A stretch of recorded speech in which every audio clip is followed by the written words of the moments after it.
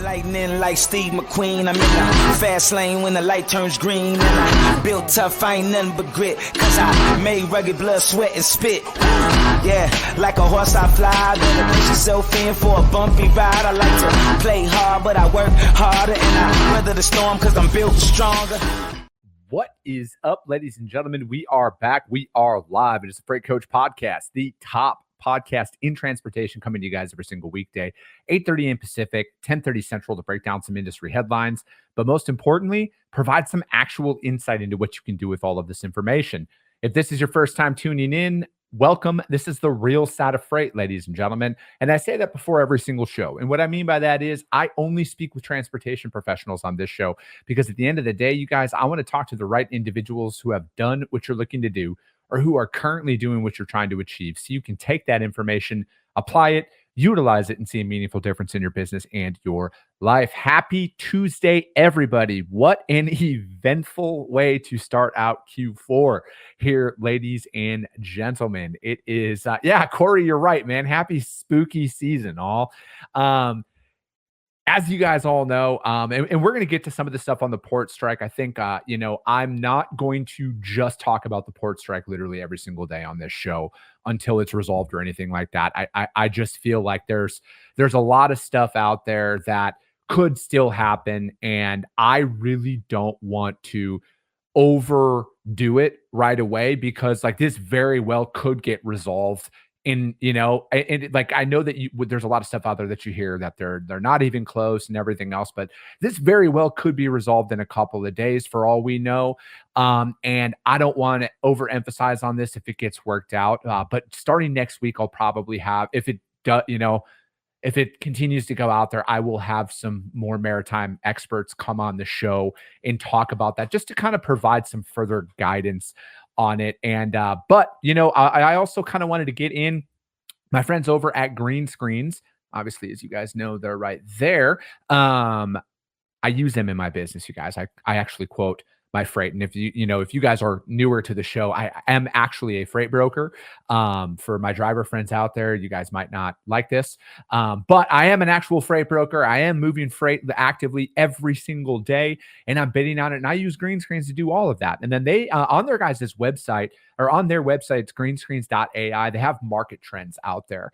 And there's some really good data they sent over to me. It's all on their website as well, but I just want to bring this up. I want to bring up a port closure market update on kind of like where things are. And then I'm going to give you guys my honest assessment on what could possibly happen here with it. But the September overall takeaways is that downward trends in pricing continue. So van rates drop 5.6%, reefer 2.4%, flatbed 3.8%. Year over year is indicate a stronger negative values. Van is down almost 7%. Reefer is at 4% even, and then flatbed is at 5.1%. And then the Southeast is showing the greatest weakness in van and reefer rates at down 7%, 7 to 10.5% relative to 2024 first half of the year baseline. The outlook on this is that it does continue to trend downward across all modes. Van 5.6, reefer 2.4, and flatbed 3.8. Year over year comparative in the South and Southeast are showing the downward trend in these regions is somewhat unexpected. However, given the political and economic uncertainties ahead, they are not too surprising. These results support the common industry outlooks for a weak to flat Q4 with optimism heading into 2025. And, the good thing about Green Screens here, you guys, not only are they a pricing platform, but they publish a ton of data on there as well. And it's just on their website, greenscreens.ai/market-trends/September trends 2024. And then if you're on YouTube right now, I'm going to drop this because YouTube's the only one that allows me to put links and stuff in the chat. So you guys can go and check that out on there. There's the website. And then they have some historical data on there as well. They got, June, July, May, August, all that stuff out there. So check that out, you guys. It's a good way to really predict kind of how things are going. And I'm still seeing an extremely soft market out there as a whole. And again, obviously, here's the caveat. This is pre everything that just started last night at midnight. I was seeing a ton of, it's very soft out there. And rates are definitely dropping. And they are continuing to drop. it looks like. And I don't know what's going to happen. But, as I've said on the show in the past, you guys, I truly think that this is going to be normal here for the foreseeable future. I think that, there's a lot riding on interest rates being at what they are. It costs a lot of money to store inventory for an extended period of time. So I think that there's a lot that's kind of riding on these next couple of months on what could happen in the election. Now, if Trump wins, is it going to immediately improve everything the day after? No, I think that anybody with half a brain realizes that this is going to probably take a while to recover. So when I say I think 2025 might look like 2024, I'm not saying that in a negative light. I just realistically think it's going to take a while to improve. And like I've said in the past, is I think what it's going to be, though, is, when there is an increase in price, and I think it's going to be, a penny here, maybe 5 cents a mile there. And then after like a certain time frame, people are going to be like, holy shit, rates are up 35 cents year over year. And then there's all going to be talk about this recovery. I just don't think that there's going to be a massive increase in prices anytime soon. I wouldn't be surprised if all of 2025 is flat and it's very consistent with the way that things are performing right now. I think there's a lot riding on that. And now, with that being said, that was all pre everything that happened at midnight. That's my stance. And now today, I think with everything that's going on, again, if this is prolonged, we will see a nationwide effect on the market. I truly feel that way. But this could kind of get wrapped up here pretty quick. I don't know of anybody who is going to accurately predict it. I think that what we are going with. So I think that, right now everybody on social media is a labor union expert. They're a port expert. There's a ton of experts out there now. I think if you are looking for anybody to follow during this time, so the people that I go to for anything maritime, for me, Lauren Began is the first person I would follow if I were you. Steve Ferreira is another guy who is very highly connected in the ocean maritime industry as well. These guys are on LinkedIn. Lauren was just on my show a couple of days ago. Those are two people that I very highly respect and I think are extremely credible. Now, when it comes down to news sources, I truly feel like the JOC is the top one to follow in this. All right. The S&P is their parent company. They have a ton of information and data out there in regards to everything maritime. So I would highly recommend following them as well. And, again, FreightWaves will do their due diligence on some of these articles and they will put that out there. Those are the people that I would look out for first, though, because again, it's going to get very easy to get caught up in all of this stuff out there. And it's very challenging to decipher what is real, what is not real, what's actually happening. So I think in times like this, when there is a ton of uncertainty that's going on out there, we really, really need to focus on getting the right information because, there's a lot of people's livelihoods who are affected by this, a ton of people's livelihood. And I think that social media kind of exacerbates a lot of this stuff. And you really need to know kind of like who to reach out for and who to follow in these moments about kind of like what's real and what's not and what's actually happening. Now, for those of you who look to me for all that information, because, I'm pretty fucking good at what I do. I do have an article here that talks about what it is about, like, why are they going on strike right now? Okay. Cause that was another big one that I'm seeing out there. Is why are they going on strike and everything else? So with why they are going on strike, and I'm going to do my absolute best to keep my personal biases of unions out of this. But, the big sticking point on a lot of this is wages and automation. I will wholeheartedly agree with the union statement. And I'm almost surprising myself when I say this. But that automation, out here. So dock work, this article was from TT News. I got one from TT News and I got one from the JOC.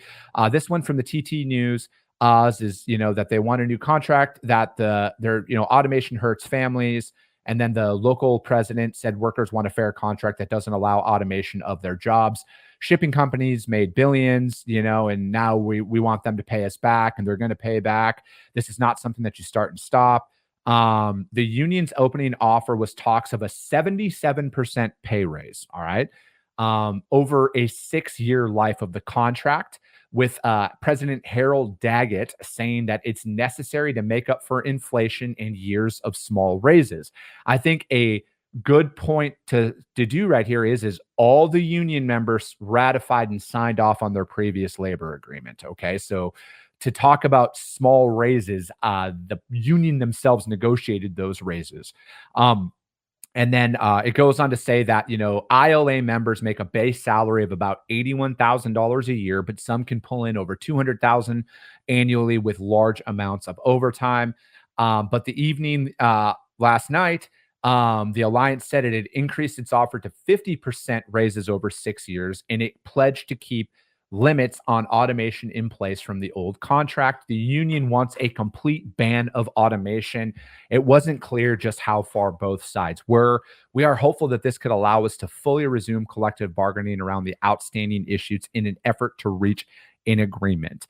And then in a statement on early this morning, the union said it rejected the Alliance's latest proposal because it fell far short of what they are demanding in regards to wages. And he says that Daggett says we are prepared to fight as long as necessary to stay on strike for whatever period it takes to get the wages and protections. And he says they must now meet our demands for this strike to end, which, again, obviously the union's going to say what they want, but I agree with the point of automation, right? Because I'm a fan of automation, and I've stated this on the show numerous times, but it's to a point, right? And I see what they're talking about here, because there are some ports that are fully automated, not in the United States, but in other parts of the world. And if that's your trade, I fully understand why they would want to slow automation, or, in regards to this, it looks like stop all automation entirely, which I don't think is really possible. But I think when it comes down to it, stopping automation to a point to preserve jobs for the union members, I completely understand that stance. I really do. Because I think that, with all of this talk about AI and automation and everything else, I think some people tend to forget that one day they could legitimately automate all of us out of jobs. And then what are we going to do, right? As human beings, what are we going to do all day long? So it's like, I get that, right? And I truly understand why they are doing it. I think that it got, excuse me, I think that, it's not just the union's fault that they're on strike, and it's not just the Alliance. Like, there's a lot of parties that are involved in this, and I blame everybody equally, right, for getting to this point. And I think some comparisons here to what happened in 2021 and in 2020 and everything is, at least in my opinion, the saving grace here is that the West Coast ports are open. They can't shut down, right? They already went through this stuff. I think it was in 2022 or 2023.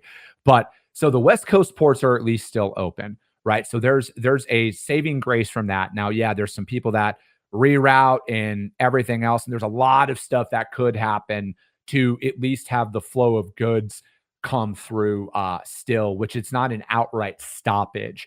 And I know that there's a lot of stuff out there about, stocking up on everything. And obviously everybody's got to do what they got to do. I guess from my stance, if I had young children, baby wipes, diapers, formulas, I'd probably buy extra right now just to be safe, right? Because if that's how they get fed, that's how they get fed. And I would, because babies can't eat fucking mac and cheese and shit.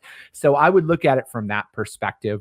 But I think that, there's a lot of hypotheticals right now about what could happen on how long this could get drug out for, or if this is something that they're going to quickly resolve. Because I think ultimately, what is not being discussed is like the ultimate factor, right? That money controls everything.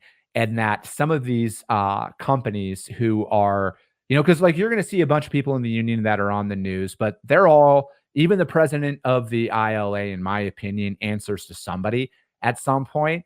And eventually it could get to a point. But again, there's a lot of uncertainty here, and I don't really want to jump to conclusions. Yes, this is a very big deal. Yes, this could have a massive negative effect on this, but equally, this could literally get resolved at any given fucking moment, right? Like, so that's just what these strikes are.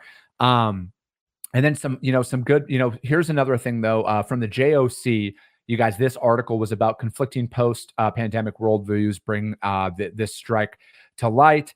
And then it goes on saying here that, it's that obviously the wages, benefits, and automation.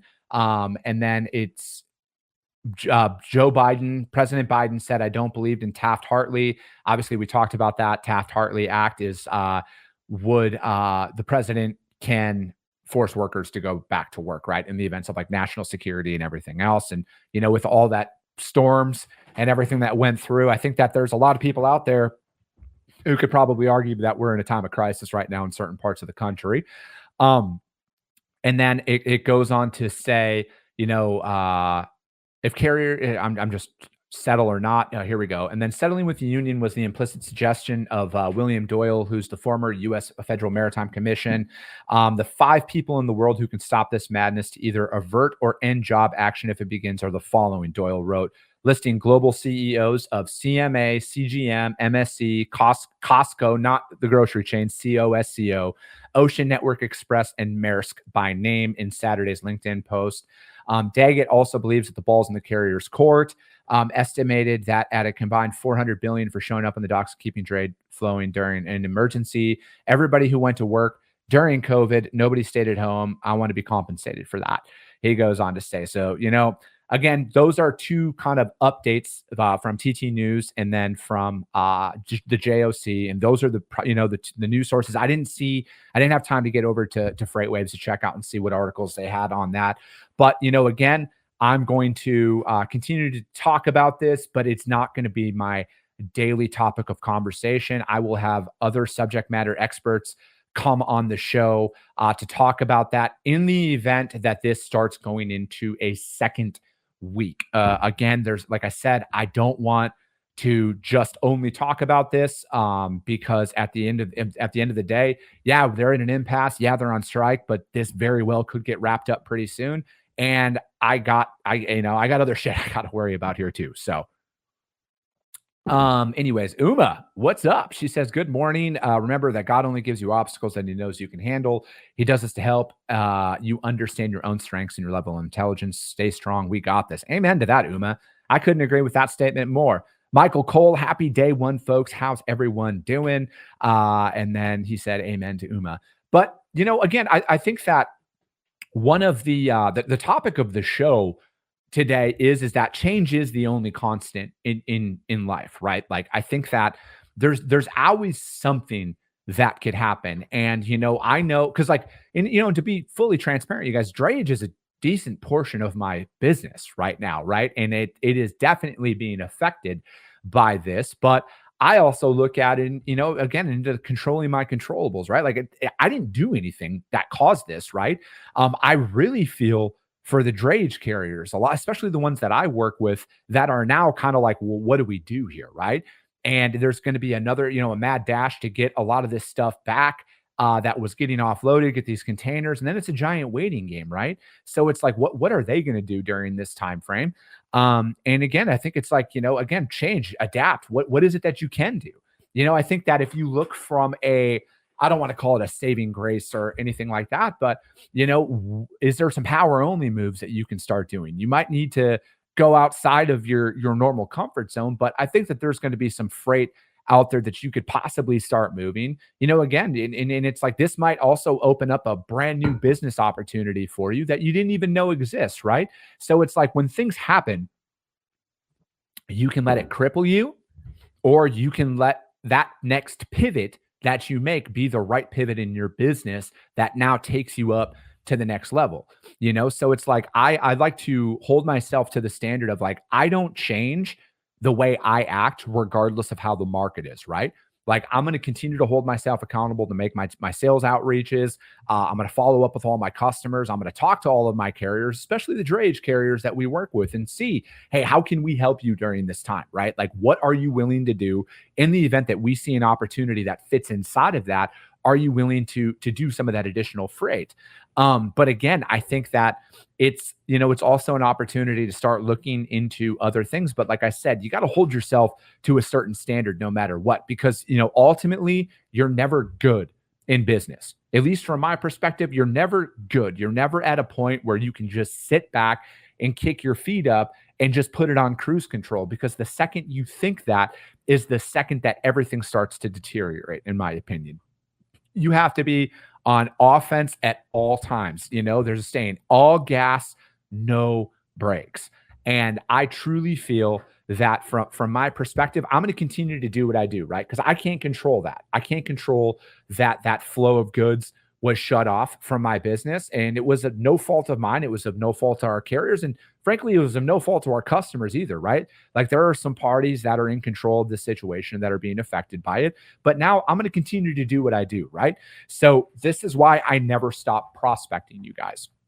All right. I never stop prospecting. And I know what it's like, because a lot of people, they sell, then they get that one account that kind of like accounts for a lot of their profits. 80-90% of their book of business is wrapped up in one account. And then they think like, I'm just going to stick with this. I don't need to sell anymore. These people are going to be with me for life.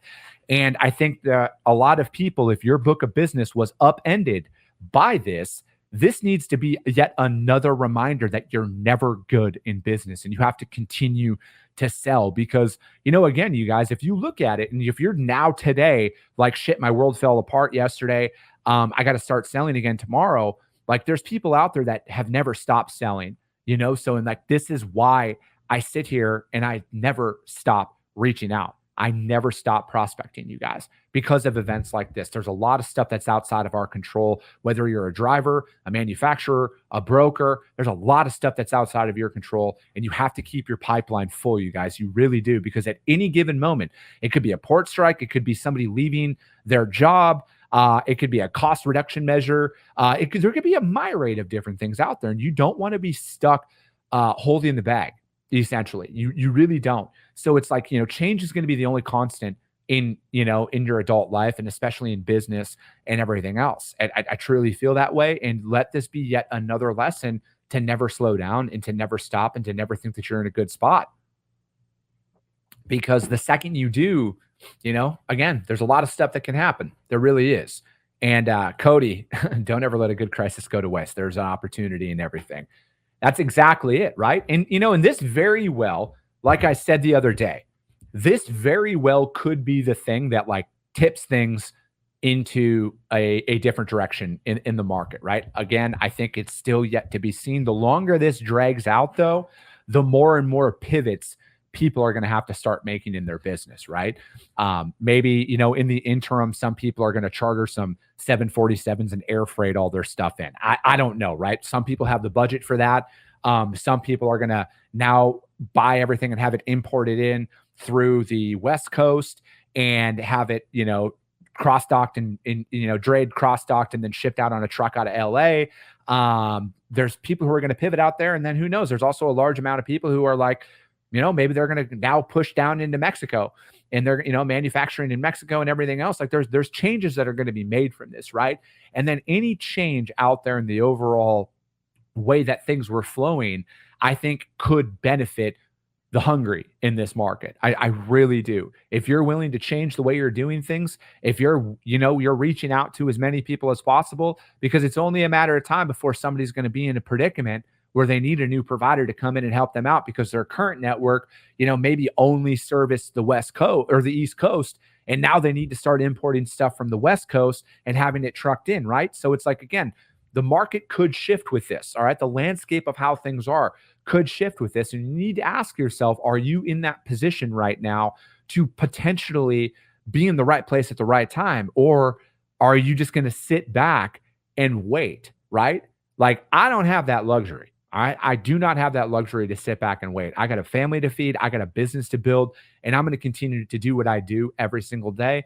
And I think that it's, again, look at your internal process. You're going to have, if your business is affected by this right now, you're going to have a lot of time on your hands. You're going to have a lot of time to think though. And that could be a good or a bad thing, right? I think that, what you need to focus in on is like that consumption thing, because everybody right now on social media is going to be a fucking expert on all of this shit. And they're all going to be talking out of their ass. 99% of the people are going to be talking out of their ass. Some people are going to throw on a fucking safety vest and a hard hat and then start creating content at the port and act like a fucking port expert, right? So just pay attention to that. Like I said, I already listed off those people on who I would do. But again, look into, podcasts, books, all of that. Really control your controllables there, you guys. I truly feel that way, because it's just can be overly consuming at times, and it can seem extremely helpless out there, that there's no opportunities, and that everything's falling apart. And it's not, right? It's never as bad as we think, but it's also never as good as we think. And that's why we have to continuously show up every single day and hold ourselves to a higher standard to put in our work. Uma Taylor said she just saw that the Port of Houston is not going to charge ocean carriers for storage days on the days terminals are closed. Do your research and see if the same is happening at your port. Knowledge is power. Don't be blinded by BS charges that ocean carriers are going to ask you to pay because they want to make an extra buck. Yes, go to all those ports. So I do a lot of work out of the Port of Savannah. The Port of Savannah has that listed on there as well. I think I saw something like one of the ports, I think it was Norfolk, excuse me, they had one as well. So go to the port's website, right? Port of Charleston, Port of Savannah, Port of Jacksonville, whatever that is, and find out about all of that stuff and then present all of that information to your customers. But that's going to be it for today, you guys, because I got to get after it. I got freight moving, right? Because your boy actually moves freight. And we got to get some stuff done. But yeah, I got guests coming on Wednesday, Thursday, and Friday. I got a shipper coming on Friday too, you guys. So if you guys have any questions that you want to ask an enterprise level shipper, drop them in the chat on Friday's show. DM them over to me. He's a good friend of mine. No, this is not a opportunity for you to solicit his business. But if you have any questions you want an actual verifiable shipper to answer, come to the show on Friday or DM them to me and I will ask them. But that is going to be it for today, ladies and gentlemen. As always, if you guys got value in what you heard, subscribe to the show, you guys. Share it out there to your network, because if you see value, your network's going to see value as well. I appreciate you guys. I love you guys, and we'll be talking to you soon.